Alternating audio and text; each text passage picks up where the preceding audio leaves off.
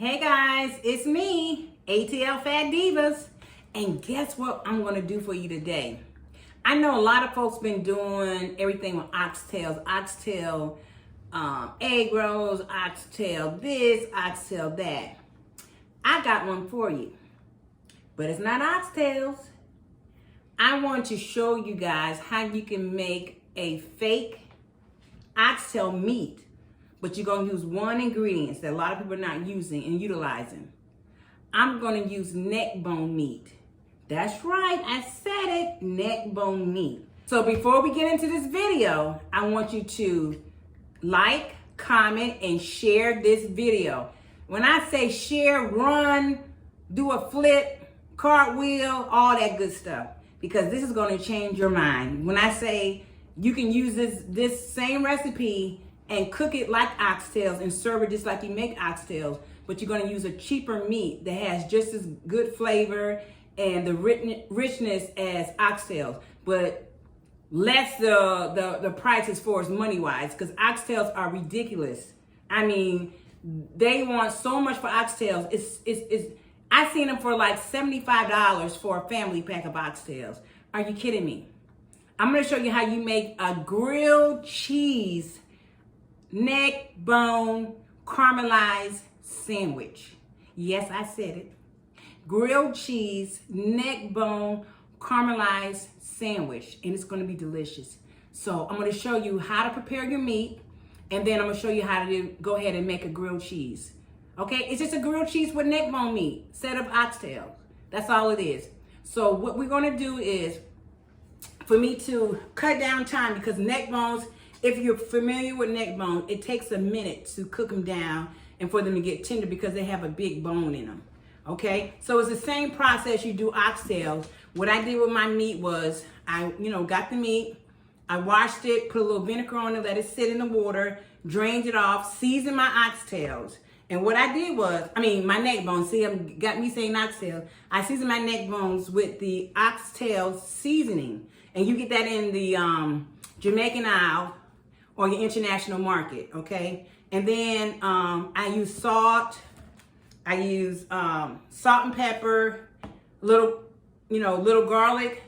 This is a garlic and pepper seasoning, so you don't have to have but I use some black pepper, okay? And then I got browning season. That's what's gonna do to make the oxtails get dark.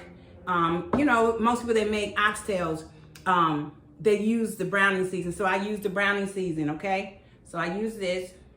Then I had like I said, I used the oxtail seasoning, And so what I'm going to do, what I did was, once the oxtails soaked in the vinegar for maybe like half an hour, I drained it.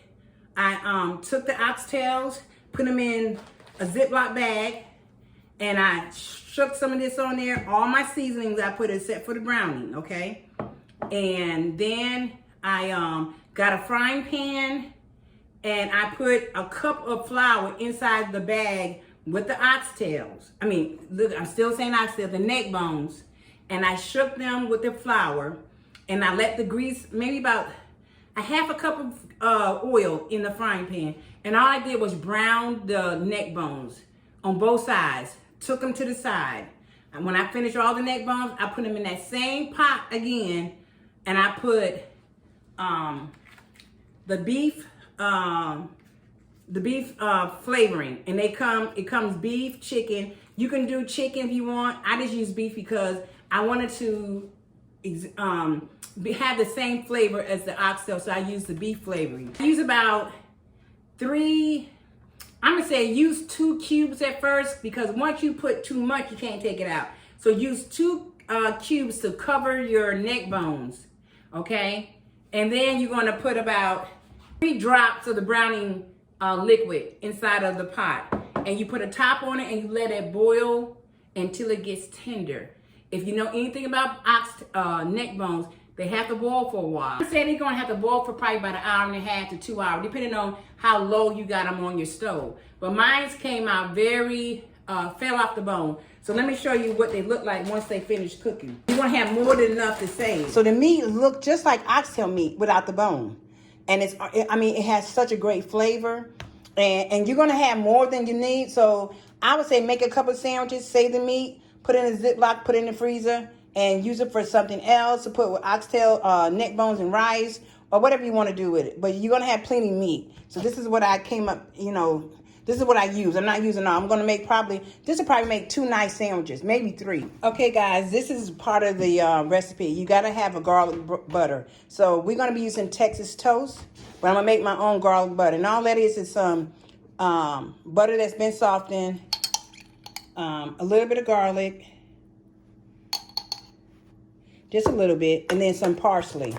You can add some garlic pepper season if you want, but the meat has so much flavor, we're not going to add nothing to it. And then the butter has salt in it too, so you really don't have to. But, do you. So now I'm going to show you. Just mix it around. And like I said, once you make it and you don't need it, put the top on it and put it in the refrigerator. You got you some garlic butter. You can add a little bit more parsley if you want. Okay, that's your garlic butter. I'm going to show you how to make caramelized onions, okay? So I just got a half an onion. We're going to slice it thin. This is a white onion, but normally I use a red onion, guys, because a red onion to me is sweeter, but I'm going to use what I had. Okay, guys, so I'm going to show you how to caramelize your onions. So in the pan, and I'm going to shake just a little bit. That's enough. Just a little bit. We're going to add our onions to it. Now, I will put more onions in this, but Danielle, she ain't want a lot of onions. So what you're going to do is you're going to turn it up a little higher and let it start caramelizing. Give me a spoon. And what I did was I used that same butter mixture I used that we're going to put on the bread. Okay? And since we don't have that many onions, it shouldn't take that long. It all depends on how long you want your onions to caramelize. It's cooked, guys, and then we're going to come back and show you what it looks like. All right, guys, the onions are done caramelizing. Don't they look good? So I'm going to take them off the stove, and then we're going to go and assemble this sandwich and put it in the skillet. Okay, guys, so now everything is ready. We're going to assemble the sandwich. So what I use is, I love Texas toast. See? Texas toast. It's high, y'all. I paid almost $3.99 for a thing of bread. Lord have mercy. But anyway, you see how thick the bread is? Look how thick this bread is. This is going to make a great sandwich. What I do is I put cheese on both ends. Now, you can use your favorite cheese you want, but I always use Gouda, because this is smoked Gouda and Swiss, because you want something that's going to have a great pull. So what I do is I put the cheese down on the bread first, and I take it in halves. So I put a half here and a half here, okay?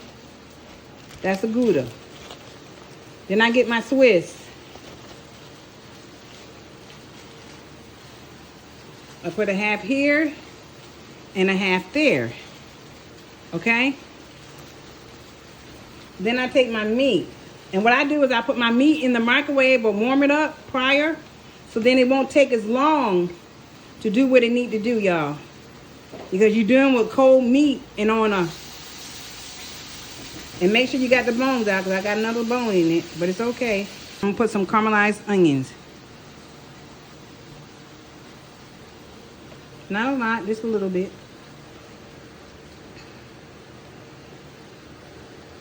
Okay. Top, cheese on the bottom. Okay. Now we're gonna go straight to the grill. I'm gonna go ahead and do the sandwich. I'm just melting it down. Get it ready. I'm using a non-stick skillet. It might be best to use a non-stick. And you can use your air fryer if you want to. So all we're going to be doing is browning it on both sides. Right? As soon as we get the first side brown, I'm going to flip it over.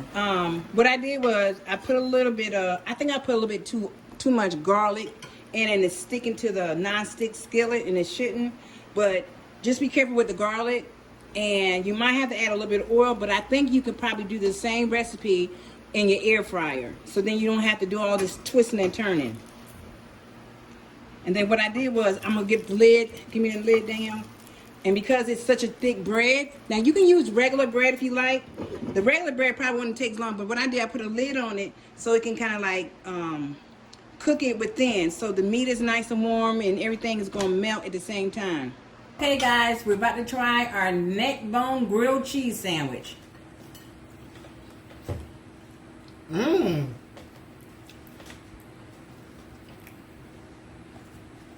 That's good. Yeah, it is good. It's nice and rich, hearty. Look at that. Mm-hmm. That is really good. It tastes like oxtails. Mm-hmm. It's really good, guys. Disclaimer, let me just say this. I think it would be better if you put it in the air fryer and brush both sides, because it's maybe because the bread is so thick, it's Texas toast and it's thicker and it's moist bread. Next time I make it, I'm gonna put it in my air fryer. I would rate it a 10 out of 10. Yeah, this is a 10 out of 10, y'all. It has so much flavor. Yes. The neck bone ain't no joke.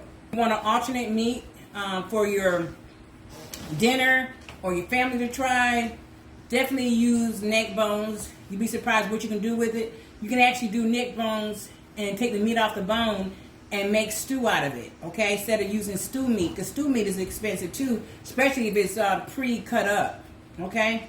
But thank you guys so much. Make sure you like, comment, and subscribe to our channel. And tell somebody, share the video.